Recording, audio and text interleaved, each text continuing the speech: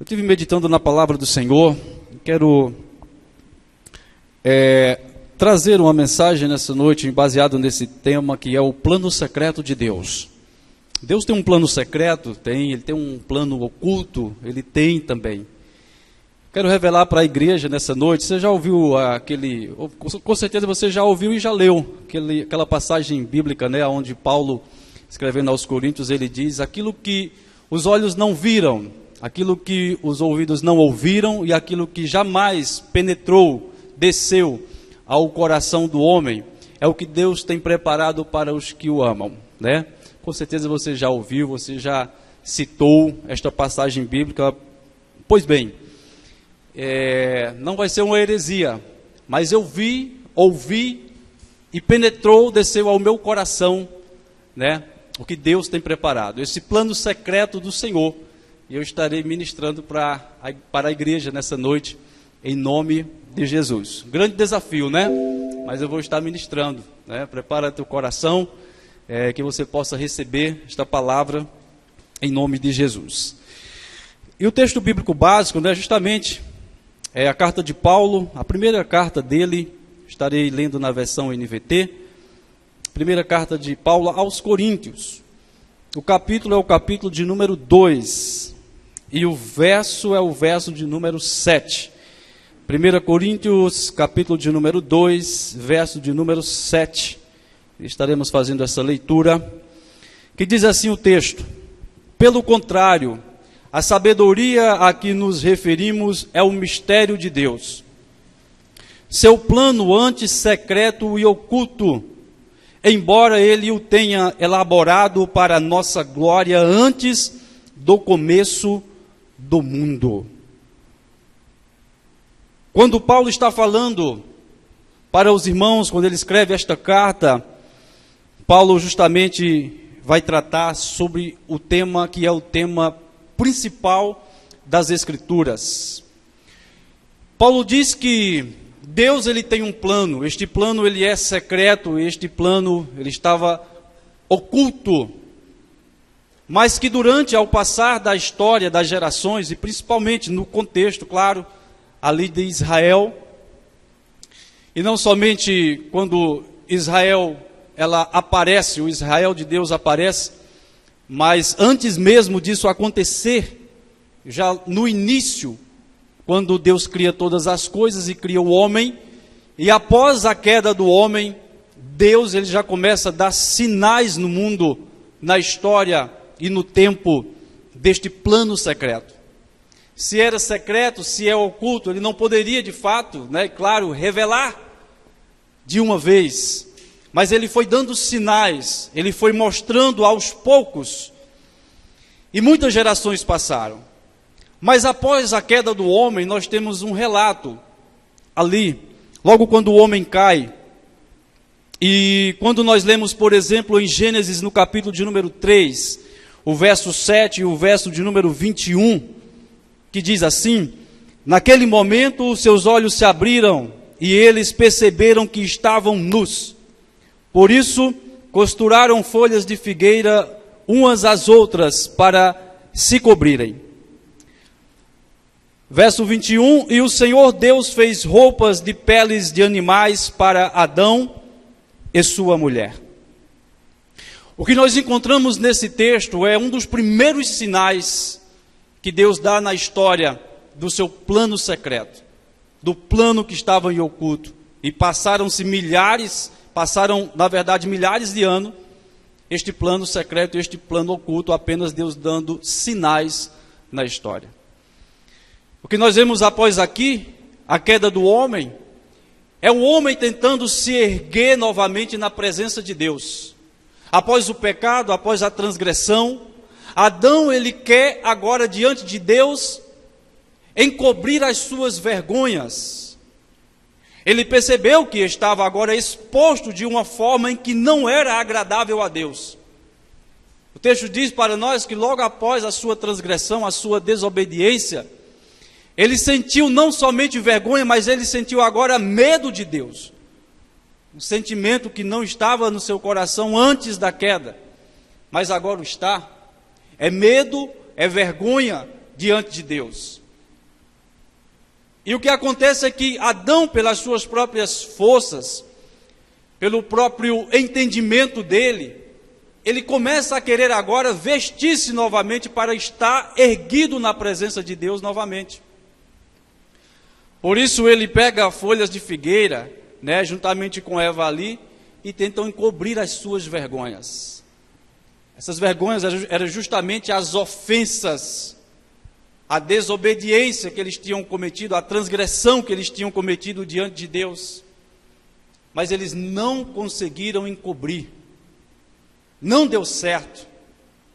Isso já nos mostra, já desde o início, é Deus dando sinal que as vergonhas do homem, a sua condição e a sua posição que o homem ficou diante de Deus, jamais o homem teria condição novamente de reconciliar-se com o Senhor, pelas suas próprias forças, entendimento, conhecimento, ou qualquer tipo de ação, de ato de justiça diante de Deus. Não tinha condição. Por isso não deu certo o plano do homem, novamente, de estar diante do Senhor, em pé, e em paz, e em comunhão diante de Deus. O verso 21 deixa bem claro ali, este sinal de Deus na história.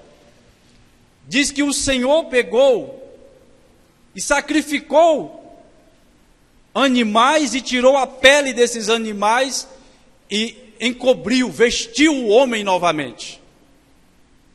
Ali estava começando a Deus dar sinais na história deste plano secreto, deste plano oculto.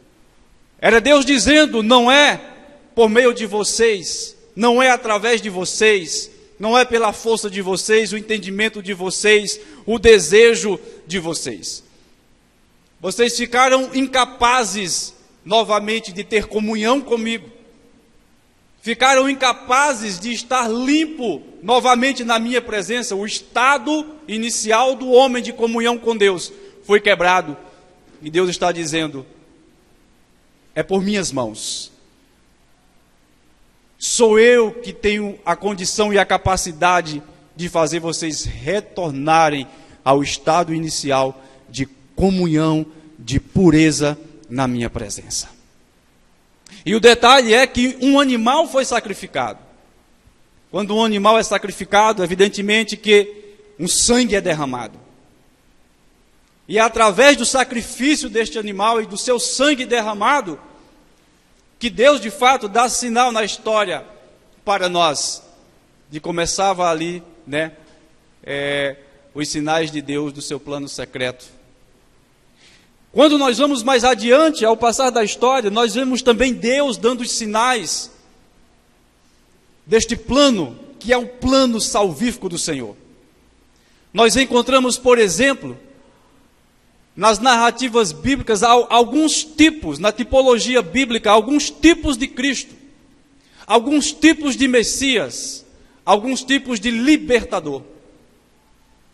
Homens que Deus escolheu, homens que Deus chamou, para que viesse através destes homens, trazer libertação ao seu povo. Nós vemos logo ali, depois da queda do homem, a geração que se ficou. Nós vemos, por exemplo, um tipo de Cristo, um tipo de Messias, um homem chamado Noé. Noé foi um homem chamado por Deus, escolhido por Deus, para o quê? Para trazer salvação, libertação. Toda a terra destruída, toda a humanidade, mas Deus preserva e chama este homem, e por meio da fé, Noé agora é este homem que Deus usa para trazer salvação e continuidade daquilo que era o plano de Deus. Nós encontramos também um homem chamado Moisés. Moisés também foi um tipo de Messias, de libertador. Estava ali Deus dando sinal através desse contexto. Moisés é este homem que agora liberta o povo de Deus das mãos de Faraó, traz salvação, traz libertação para o povo de Deus. Nós encontramos também na vida de José. José também é um tipo de Cristo, que traz também salvação, libertação para o povo de Deus também na história. E assim tudo vai se desenrolando e o plano secreto do Senhor, o plano oculto do Senhor, ainda não é revelado de uma forma completa e totalmente. Nenhum homem teve conhecimento disso. Por isso Paulo disse que não penetrou, não houve discernimento humano ao passar da história deste plano. Olhos não viram, não deram conta de ver este plano acontecendo. Estava oculto, estava em secreto. Ouvidos também não ouviram. O que nós encontramos ao passar da história também agora são os profetas. Os profetas também foram usados por Deus, nós conhecemos como os profetas messiânicos. Aqueles que, sem mesmo saber, estavam trazendo a mensagem de Deus, a revelação de Deus na história daquilo que estaria a acontecer, daquilo que estaria para se cumprir, daquilo que estaria para ser consumado. Nós encontramos, por exemplo, o profeta Isaías. Isaías é esse profeta que, naquele texto clássico, no capítulo 53 de Isaías, ele traz para nós a característica do servo sofredor. A característica de como seria o ministério de Jesus na terra, a sua vida, tudo aquilo que estaria para acontecer com Jesus, com o Cristo, com o Messias. Então a revelação daquilo que seria o sofrimento, o sacrifício do servo do Senhor, Isaías traz isso no capítulo 53. Alguns versos, por exemplo, do capítulo 53 de Isaías, o verso de número 2 diz assim: meu servo cresceu em sua presença, como um tenro broto verde, como raiz em terra seca. Não havia nada de belo nem majestoso em sua presença, nada que nos atraísse. Foi desprezado e rejeitado, homem de dores, que conhece o sofrimento mais profundo. Demos as costas para ele e desviamos o olhar. Ele foi desprezado e não nos importamos. Apesar disso, foram as nossas enfermidades que ele tomou sobre si, e foram as nossas doenças que pesaram sobre ele. Pensamos que seu sofrimento era castigo de Deus, castigo por sua culpa, mas ele foi ferido por causa de nossa rebeldia e esmagado por causa de nossos pecados. Sofreu o castigo para que fôssemos restaurados e recebeu açoites para que fôssemos curados. Olha que intensidade deste sinal que Deus deu através do profeta Isaías.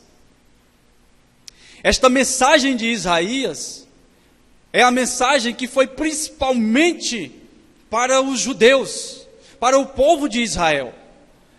Era uma mensagem como se fosse mais específica para este povo. É por isso que os profetas dão conta também e dizem: tendo olhos não viram, tendo ouvidos não ouviram, não entenderam, mas aqui estava. Era o Cristo que estava sofrendo as humilhações, as perseguições. Era o Cristo que estava já absorvendo para si a culpa que não era dele, era nossa. Era o Cristo que estava já sofrendo a condenação que não era culpa dele sofrer, não era o resultado da sua vida, mas era resultado da nossa vida, do nosso comportamento diante de Deus. Era o Cristo que já estava pagando a dívida que não era dele, não era culpa dele, não foi ele que fez esta dívida, mas era o Cristo que já estava rasgando a cédula de dívida nossa, que era contrária ao nosso Deus. Por isso que Isaías, ele profetiza, ele deixa esta mensagem, mas o povo não entendeu. Os olhos viram, mas eles não entenderam. Os ouvidos ouviram esta mensagem, esta profecia, mas não deu-se conta. E até hoje estão aguardando o Messias. Não entenderam o sinal de Deus ao passar da história. Outros profetas vieram e nós logo damos conta, por exemplo, de Jeremias. Jeremias avisou que o Senhor Jesus seria descendente do rei Davi e da tribo de Judá.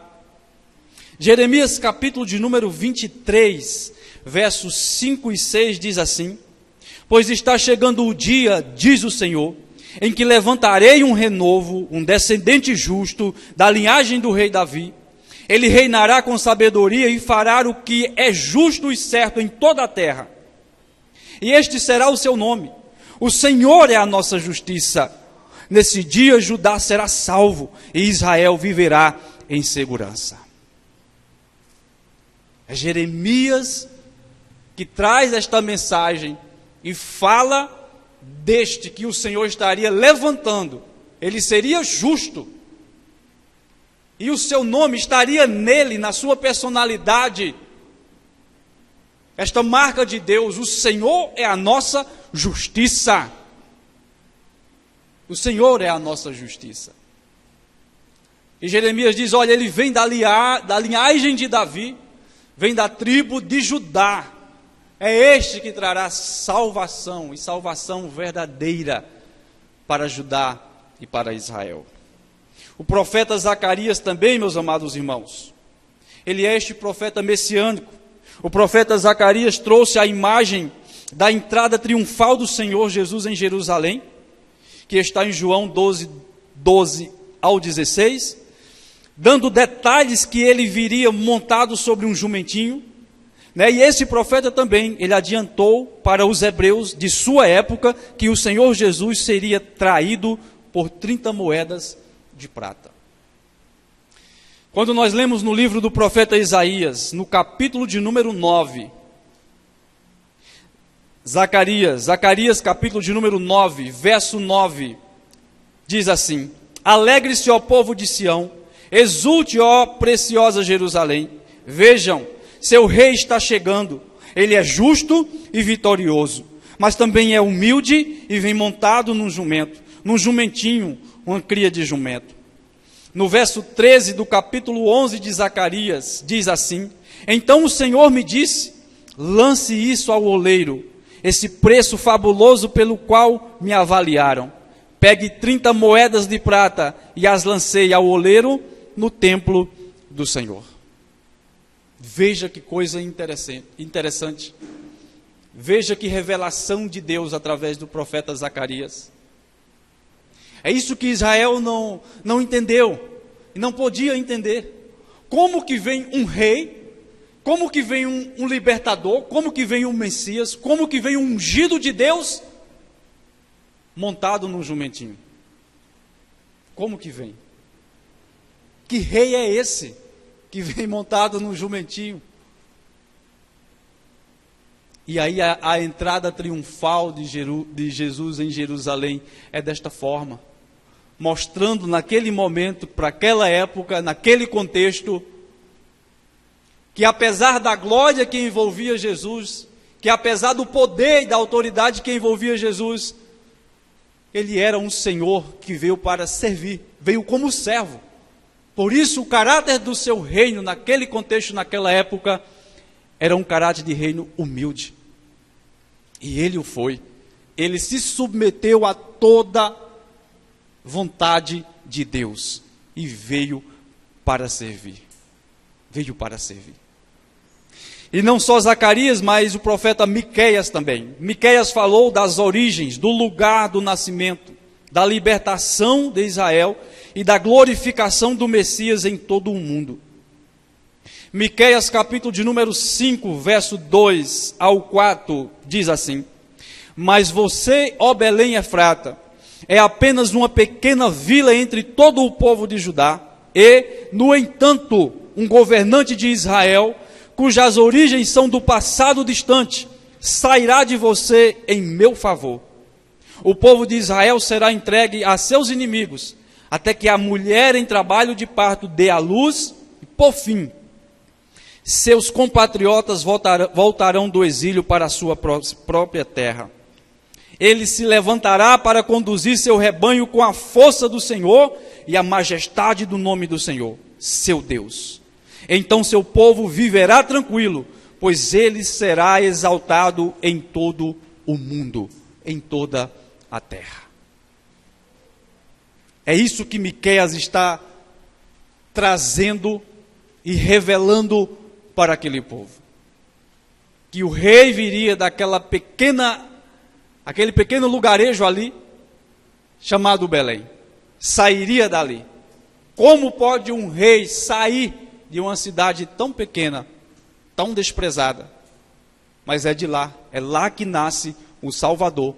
E é lá onde Jesus nasceu, para se cumprir a palavra de Deus, a profecia do Senhor. Jesus é este que vem cumprindo todas estas profecias.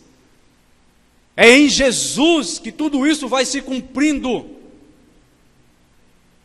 O plano secreto, o plano oculto de Deus, ele vai sendo revelado desta forma. Agora imagina bem, irmãos, todos esses sinais dando conta na história, e até hoje, os judeus de Israel estão à espera do Messias. E eles têm as escrituras diante deles. Esses textos, estes profetas são lidos por eles. O que nós encontramos mais adiante, irmãos, também são sinais de Deus já na época, por exemplo, em que existia o templo e todos os cerimoniais que eram ali apresentados e feitos, realizados no templo. Todo aquele contexto daquela época, em que sacerdotes foram levantados, em que sumos sacerdotes também foram levantados para serem os mediadores da aliança de Deus para com os homens. E nós vemos ali em todos aqueles atos também sinais de Deus na história, revelando o plano secreto, o plano oculto dele. Nós encontramos, por exemplo, em Hebreus capítulo de número 10, Hebreus capítulo de número 10, nós vamos ver este ponto e enfatizar que tanto as ofertas quanto os ofertantes simbolizavam e eram cópias do que estava por vir.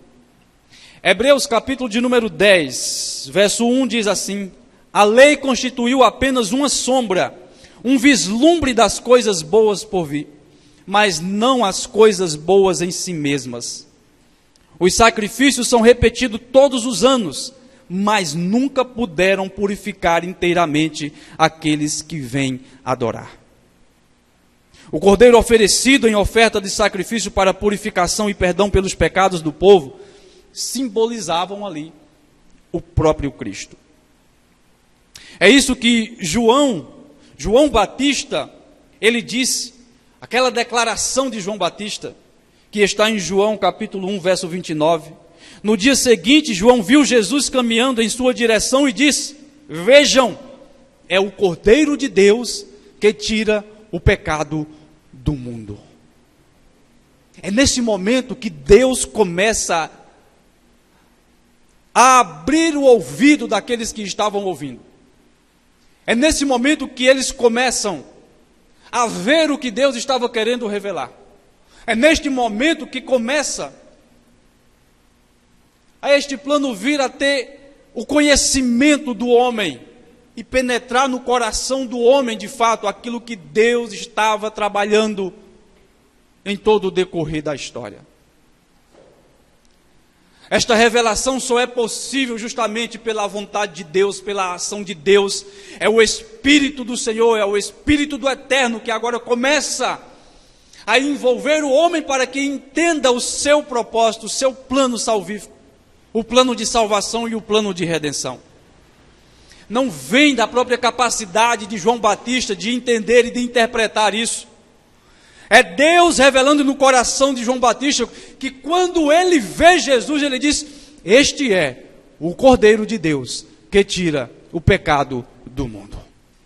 Era Deus testificando no coração, no entendimento, na alma, no espírito de João Batista, que ali estava aquele que simbolicamente era oferecido para perdão dos pecados do povo de Israel.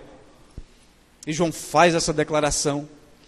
E João não somente faz essa declaração, mas começa a viver e a ter uma vida em volta e em prol desta revelação e deste entendimento que veio sobre ele, a ponto de dar a sua própria vida por este plano que a ele foi revelado.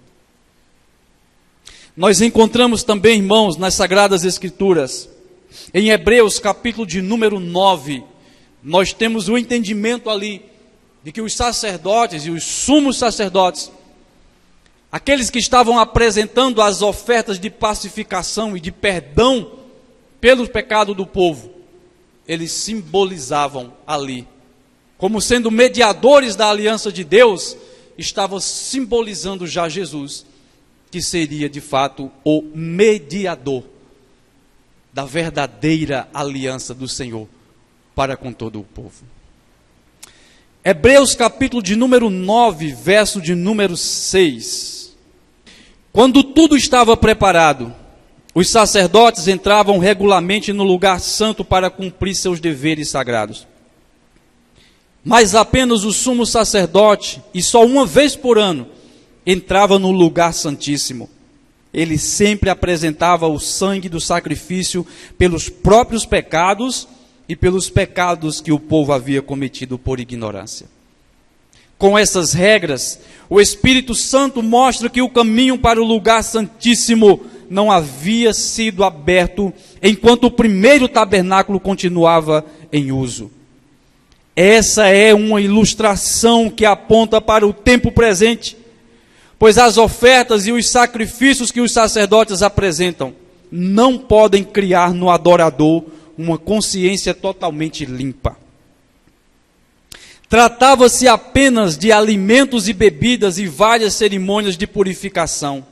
Eram regras externas, válidas apenas até que se estabelecesse um sistema melhor. Vejam que coisa interessante. Era Deus trabalhando naquele contexto, naquela geração, fazendo com que eles vivessem aquela situação pela fé, de serem mediadores e de oferecerem ofertas e sacrifícios para perdão dos seus pecados.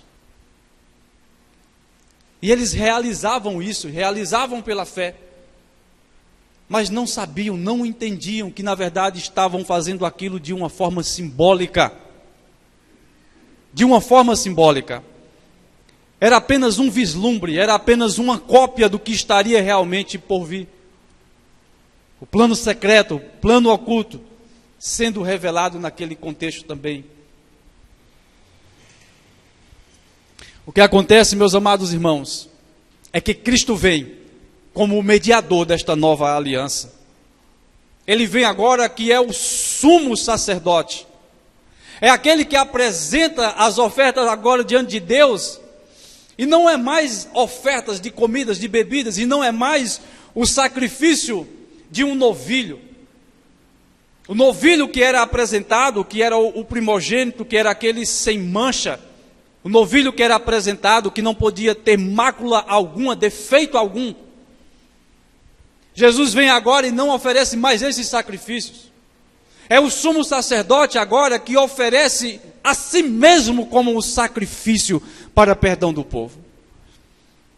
E não oferece sacrifício por si próprio, porque ele não tem culpa, não tem pecado. É o Cordeiro de Deus, de fato, sem mancha, sem mácula. É o Cordeiro limpo, puro de Deus, o primogênito do Senhor, agora se oferecendo como esta oferta de pacificação, de redenção e de salvação. Louvado seja o nome do Senhor. Esta é a perfeita aliança. É este que é o sangue derramado, é o sangue do Cordeiro de Deus que é derramado. É Deus dando, é Deus entregando o seu próprio Filho. Este é o plano, este é a consumação do plano de Deus. E Paulo vai dizer isso, escrevendo aos Gálatas no capítulo de número 4. Veja que o contexto pelo qual Jesus chega, veja que o contexto agora, em que Deus vai revelar de uma forma real, verdadeira, o seu plano, a consumação literal do seu plano. Paulo fala de um tempo e de um contexto. Aquilo que estava oculto, aquilo que estava em secreto. Paulo, escrevendo aos Gálatas no capítulo de número 4, a partir do verso de número 4, ele vai dizer: mas quando chegou o tempo certo, em algumas versões diz a plenitude dos tempos, Deus enviou seu Filho, nascido de uma mulher e sob a lei. Assim o fez para resgatar a nós que estávamos sob a lei, a fim de nos adotar como seus filhos. E porque nós somos seus filhos, Deus enviou ao nosso coração o Espírito de seu Filho, e por meio dele clamamos: Abba, Pai. Agora você já não é escravo, mas filho de Deus, e uma vez que é filho, Deus o tornou herdeiro dele. Aleluia. Às vezes nós poderíamos chegar a uma reflexão e uma pergunta: por que Deus não fez logo tudo isso no início? Por que este plano já não foi revelado, consumado e feito logo no início? Por que tanto tempo? Por que tantas gerações passaram? Depois de milhares de anos. É porque, de fato, havia um tempo certo. Havia um tempo certo determinado por Deus. Na soberania de Deus, Ele guardou aquele tempo, aquele contexto, aquela geração, ou seja, a plenitude dos tempos para que viesse a cumprir o propósito salvífico do Senhor. Foi o tempo perfeito de Deus. Ali estava presente o tempo perfeito de Deus para revelar o seu plano. Aleluia. Aleluia. Jamais sangue de bodes, de carneiros, jamais poderiam trazer e limpar a consciência do homem. Jamais isso poderia mexer com as estruturas do homem, com o espírito do homem. Jamais isso poderia converter o homem algum, ser humano algum, ao Senhor. Jamais isso poderia ser meios e processos de reconciliação e de pacificação entre o homem e Deus. Jamais, irmãos. Tudo isso era apenas sombra, era apenas cópia. Tudo isso não tinha eficácia, não tinha poder para trazer o homem de volta para Deus. Nada disso tinha o poder de tornar novamente os seres humanos, os homens, filhos de Deus. Porque o homem perdeu esta posição diante do Senhor, de ser filho dele. Estávamos todos e éramos todos como ovelhas desgarradas do seu pastor. Vivíamos apenas como criaturas no mundo, sem Deus, sem esperança, como disse Paulo, adorando os deuses e tudo que era colocado diante de nós. Não tínhamos a verdadeira paz, a verdadeira consciência e o verdadeiro entendimento. Mas aprove a Deus, na plenitude dos tempos, revelar este plano salvífico. E nós vamos encerrar justamente lendo que a realidade e o cumprimento daquilo que era sombra, representação e simbolismo. Em Hebreus capítulo de número 9, o autor desta carta, ele traz para nós esse entendimento de uma profundidade maravilhosa. Hebreus capítulo de número 9, verso 11 em diante, diz assim, preste atenção: Cristo se tornou o sumo sacerdote de todos os benefícios agora presentes. Ele entrou naquele tabernáculo maior e mais perfeito no céu, que não foi feito por mãos humanas, nem faz parte deste mundo criado. Com seu próprio sangue, e não com o sangue de bodes e bezerros, entrou no lugar santíssimo de uma vez por todas e garantiu redenção eterna. Se, portanto, o sangue de bodes e bezerros e as cinzas de uma novilha purificavam o corpo de quem estava cerimonialmente impuro, imaginem como o sangue de Cristo purificará nossa consciência das obras mortas, para que adoremos o Deus vivo, pois pelo poder do Espírito eterno, Cristo ofereceu a si mesmo a Deus como sacrifício perfeito. Por isso ele é o mediador da nova aliança, para que todos que são chamados recebam a herança eterna que foi prometida. Porque Cristo morreu para libertá-los do castigo dos pecados que haviam cometido sobre a primeira aliança. Você pode glorificar o nome do Senhor. Senhor Jesus, louvado seja o teu santo nome. Glórias a ti, Senhor, aleluia, glórias a ti, Senhor, pelo teu grande amor com que nos amou, glórias a ti, Senhor. João vai dizer que todos aqueles que creram e que receberam a Jesus, Deus deu o poder de se tornarem novamente filhos dele, aleluia. E Paulo vai dizer, se nós somos filhos, nós somos herdeiros de Deus, e somos co-herdeiros de Cristo, de tudo aquilo que pertence a Deus, de tudo aquilo que Cristo conquistou, nos céus e na terra. Cada um de nós fazemos parte agora desta aliança, e portanto, somos herdeiros de Deus e co-herdeiros de Cristo Jesus. Aleluia, aleluia. É por isso que não foi pela nossa própria justiça diante do Senhor, mas foi pela justiça do próprio Deus, por meio de Cristo, cumprindo tudo aquilo que era requisito e condição para que o homem recebesse perdão pelos seus pecados e salvação para a redenção do seu ser. Aleluia. Meus amados irmãos, é isso que os olhos não viram, é isso que os ouvidos não ouviram, é isso que não desceu ao coração do homem. Paulo está falando desse contexto da história, da peregrinação e da história de Israel.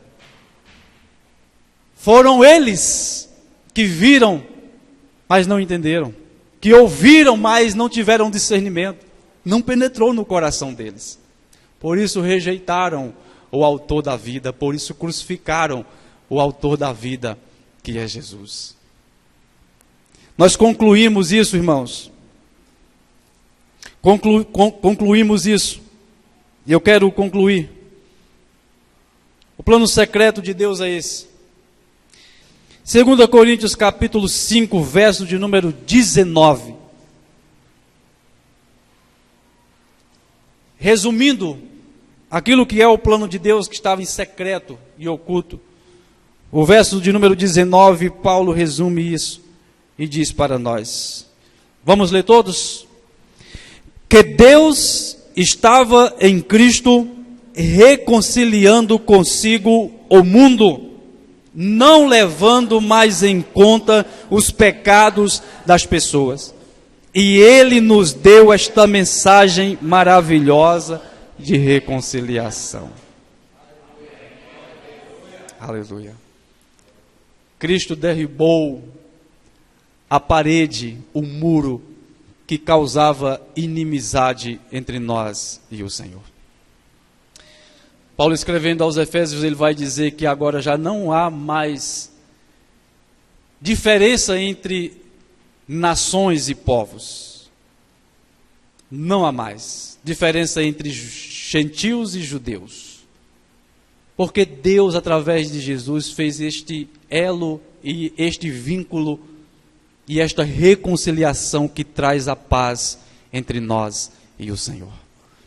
Porque Jesus veio para morrer não somente pelos judeus, mas por todo o mundo. Por todos, Esta é a mensagem do Senhor. Deus estava em Cristo reconciliando consigo o mundo inteiro, não mais imputando aos homens os seus pecados, porque Jesus levou e cravou sobre a cruz. Você pode dar glória a Deus, graças ao Senhor. Que nós possamos nessa noite então celebrarmos esse ato de ceia, tendo esta revelação chegado ao nosso coração, irmãos. Você viu, eu vi. Você ouviu e eu ouvi. Ao seu coração e ao meu coração, aprove Deus ter dado esta oportunidade de nós conhecermos este plano secreto. Aleluia, aleluia. O que podemos nós fazer, irmãos, diante de tão grande salvação? Como disse o salmista, erguerei este cálice de salvação, farei esta celebração dando glórias ao Senhor, aleluia. E é isso que nós vamos fazer nessa noite, de uma forma simbólica, participar do sangue da nova aliança, e também participar da carne, representando ali o próprio ser, a carne de Cristo, que foi dado através dele próprio. Jesus disse, quem não comer desta carne, quem não beber deste sangue, não tem parte comigo. É por isso que simbolicamente nós fazemos a ceia, e simbolicamente nós bebemos deste sangue, comemos desta carne, porque nós compreendemos, entendemos e aceitamos o plano secreto do Senhor. Amém?